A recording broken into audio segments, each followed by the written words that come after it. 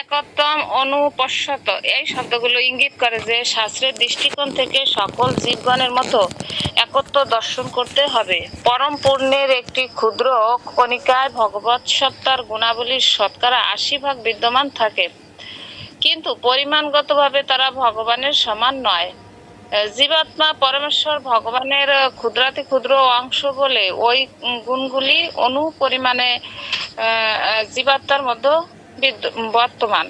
উদাহরণস্বরূপ বলা যায়, সমগ্র সমুদ্রের জলে মিশ্রিত লবণ এবং সেই সমুদ্রের এক বিন্দু জলে মিশ্রিত লবণের পরিমাণের মধ্যে কোনো তুলনাই হয় না, কিন্তু রাসায়নিক বিশ্লেষণের গুণগত বিচারে সমুদ্রের এক বিন্দু জলের লবণের সঙ্গে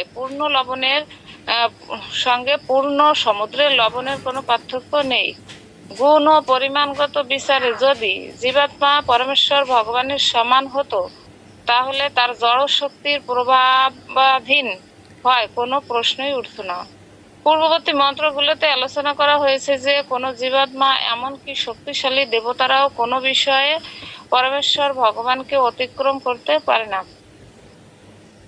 অতএব জীবাত্মা সকল বিষয়ে পরমেশ্বর ভগবানের সমান, এটি একত্বম শব্দের অর্থ নয়, যদিও ব্যাপক অর্থে তাদের উদ্দেশ্য এক। যেমন একটি পরিবারের সকলের স্বার্থই এক, অথবা বহু মতাবলম্বী মানুষ থাকা সত্ত্বেও একটি দেশের জাতীয় স্বার্থ একটি। জীবাত্মা সমূহ একই পরম পরিবারের অবিচ্ছেদ্য অংশ এবং পরমেশ্বর ও তার অবিচ্ছেদ্য অংশের স্বার্থ অভিন্ন। প্রত্যেক জীব মাত্রই পরমেশ্বর ভগবানের সন্তান।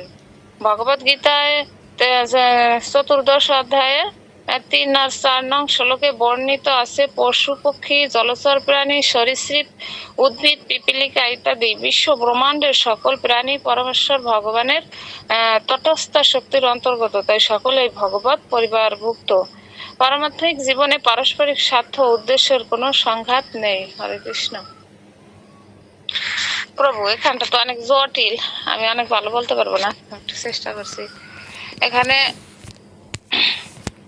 শাস্ত্রে যে কথাগুলো একত্ব দর্শন, অর্থাৎ বলছে যে ভগবান, যেহেতু ভগবান থেকে আমরা এসেছি, তাহলে আমাদের ভিতরেও ভগবানের মতো ক্ষুদ্র কিছু আছে।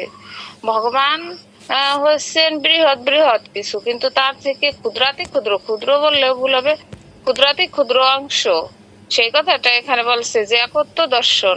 তাহলে পরম পূর্ণ যদি একটি ক্ষুদ্র, বলছে যে এখানে যে একটা ভাগ দেয়া হয়েছে, যেমন শতকরা যদি 80% ওখান থেকে আর 20% হচ্ছে এই জীবাত্মার কথা, কিন্তু গুণগত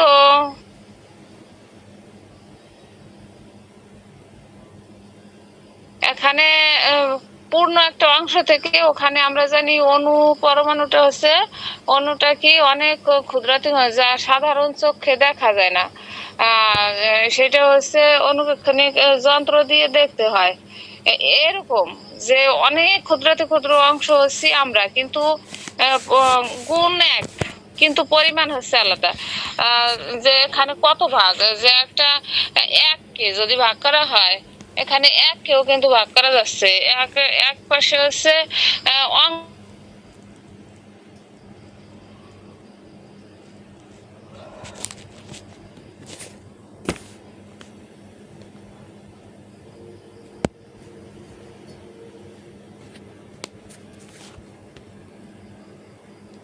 শেফলা মাতাজির কথা শুনতে পাচ্ছি না। শেফলা মাতাজি, আপনার কথা আসছে না। ঠিক আছে, আমি এখানে বলছি, এখানে বলছে ভগবান আর আমি এক, এটাই আমাদের ভাবা উচিত। কিন্তু এটা কিভাবে ভাবতে হবে, আমার কথা সবাই শুনতে পান? একটু সিগন্যাল দিবেন।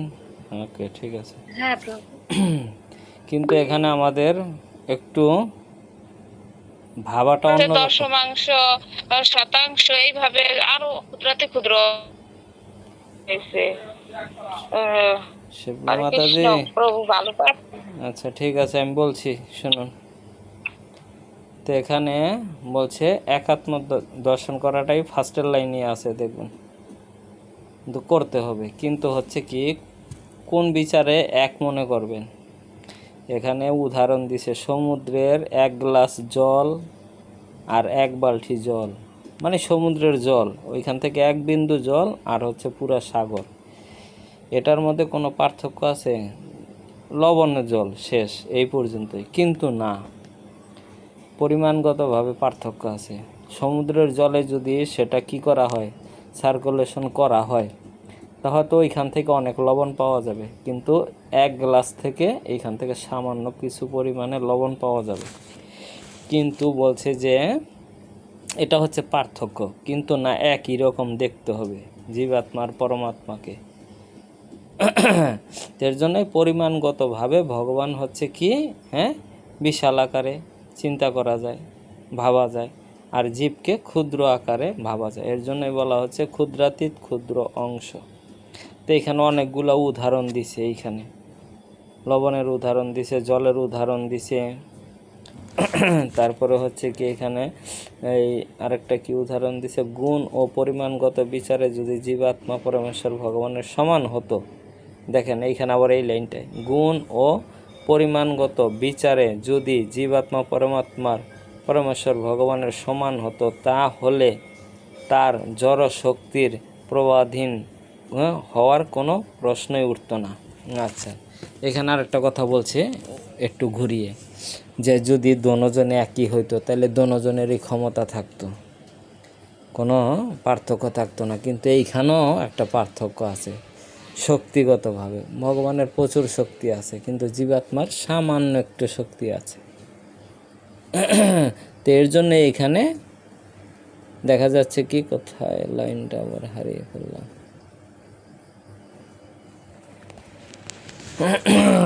বলছে যে কোনো পাইছি, তাহলে কি বলছে, তা জড় শক্তির প্রবাধীন হওয়ার কোনো পার্থক্য থাকতো না। একজনে দেখেন কে কারো অধীনে আছে, ভগবান কারো অধীনে আছে নেই, আর জীবাত্মা কারো না কারো অধীনে আছে, জীবাত্মা কারো না কারো অধীনে আছে। এর জন্য বলছে তাহলে কোনো প্রশ্ন থাকতো না দোনোজনই সমান সমান। কিন্তু না, এখানে একটা প্রশ্ন থেকেই যায়, কারণ জীবাত্মা ক্ষুদ্র শক্তি, আর হচ্ছে ভগবান হচ্ছে কি বৃহৎ শক্তি, সর্বশ্রেষ্ঠ শক্তি যেটা। এর জন্য এখানে এই কথাটা বলছে, তাহলে কোনো প্রশ্ন থাকতো না। বলছে পূর্ববর্তী মন্ত্রগুলোতে আলোচনা করেছে জীবাত্মা এমন শক্তি, এমনকি শক্তিশালী দেবতারাও কোনো বিষয়ে পরমেশ্বর ভগবানকে অতিক্রম করতে পারে না। জীবাত্মা তো পারেই না অতিক্রম করতে, দেবতাদেরও পারে না অতিক্রম করতে, দেবতাও পারে না কি ভগবানকে অতিক্রম করতে। তো এখানে দেখাচ্ছে, এখানে ভগবানকে আবার কি করছে, পুনরায় প্রতিষ্ঠা করছে, যে ভগবানই হচ্ছে কি সর্বশক্তিমান। ভগবান কারো অধীনে থাকছে না, কিন্তু ভগবানের অধীনে আমরা কি করতেছি, আমরা সবাই থাকতেছি, দেবতারও থাকতেছি, এবং মানুষগুলো এবং পশুগুলো সবার একটা লিমিটেশন আছে, কিন্তু ভগবান হচ্ছে আনলিমিটেড। ভগবানের কাছে আমরা সবাই কি করছি, আশ্রয়ে আছি। এর জন্য বলা হচ্ছে যে এদিক দিয়েও বিচার করলে ভগবান হচ্ছে সর্বশ্রেষ্ঠ, কিন্তু যদি আমরা কি একত্ব ভাবি, একত্ব ভাবাটা হচ্ছে এইরকমই ভাবতে হবে যে ভগবানেরও কি শক্তি আছে, আমারও সেই শক্তি আছে, কিন্তু আমার শক্তিটা সীমিত, ভগবানের শক্তিটা কোনো সীমিত নয়। যেহেতু আমরা তার অংশ, ওই যে বললাম না লবণের জল, আবার ফেলে দেন জলটা গ্লাসের, তখন সে কি তখন বৃহদের সাথে সে মিশে আছে। তা আমরা কি করতে পারি, ভগবানের সাথে যুক্ত থাকলে আমরা কি করতে পারি, অংশ ছিলাম, আবার পূর্ণের সাথে থাকলে পূর্ণ হয়ে গেলাম না, ওইখানে আমাদের একটা ব্যক্তিত্ব থাকবে, ওইখানে আমাদের কি ওইখানে আমাদের তখন আর কোনো একটা স্বতন্ত্রতা থাকবে না। যেহেতু আমরা ভগবানের আওতাধীন চলতে চাচ্ছি, তখন আমরা ভগবানের কি আওতাধীনই আমাদের থাকতে হবে। আচ্ছা, এখান থেকে কারো কোনো প্রশ্ন? এখানে আরও কিছু বলা হচ্ছে, আমার পরে বলতে হচ্ছে, জীবসমূহ এই একই পরম পরিবারের কি অবিচ্ছেদ্য অংশ। সবাই এখানে জীবাত্মার কথা বলছে, তো এখানে 84 লক্ষ জীবকে কি করা হচ্ছে, বোঝানো হচ্ছে। কিন্তু হচ্ছে কি এখানে আবার বলছে জীব সমূহ একই পরিবারের অবিচ্ছেদ অংশ এবং পরমেশ্বর ও তার অবিচ্ছেদ অংশেরও কি স্বার্থ কি ভিন্ন অভিন্ন? এখানে সবারই স্বার্থটা এক, ভিন্ন নয়। তাই প্রত্যেক জীব মাত্রই কি হচ্ছে পরমেশ্বর ভগবানের সন্তান। ভগবানের যেমন কি যে ইচ্ছা যেই বাসনাগুলো আছে, আমাদের বাসনাগুলো হচ্ছে বিকৃত, কিন্তু ভগবানেরটা হচ্ছে চিন্ময়।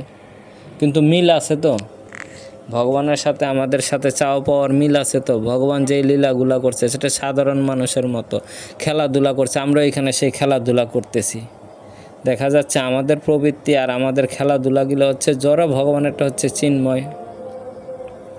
এখানে বলছে যে পশু পাখি জলচর সরীরূপে উদ্ভিদের কথা বলছে, পিপিলিকা ইত্যাদি বিশ্ব ব্রহ্মাণ্ডের সকল প্রাণী পরমেশ্বর ভগবানের কি তটস্থ শক্তির অন্তর্গত। এদিকেও যেতে পারি ওদিকেও যেতে পারি, ভালো পথে যেতে পারি খারাপ পথে যেতে পারি হচ্ছে। তাই সকলে ভগবত পরিবারভুক্ত। অবশ্যই আমরা কি ভগবানের নিয়ন্ত্রণাধীন, ভগবানের পরিবারের সাথে আমরা যুক্ত আছি। কিন্তু যুক্ত থাকলে কি হবে, আমরা জড় জগতের সংস্পর্শে এসে আমরা কি করছি, নিজের স্বার্থ সিদ্ধির জন্য কি করছি, ভোগ বাসনার জন্য আমরা কনভার্ট হয়ে যাচ্ছি অন্যদিকে। তাই অবশেষে বলছে যে পারমার্থিক জীবনে পারস্পরিক স্বার্থ উদ্দেশ্যের কোনো সংঘাত নেই। আমি যাবো। আচ্ছা, এখান থেকে কারো কোনো প্রশ্ন, কারো কোনো দ্বিধাদ্বন্দ্ব? জয়ধ্বনি কে করবেন?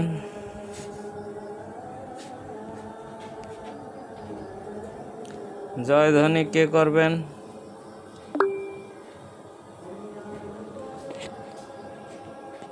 এই নামহট্ট বইটা খুলো যদি কেউ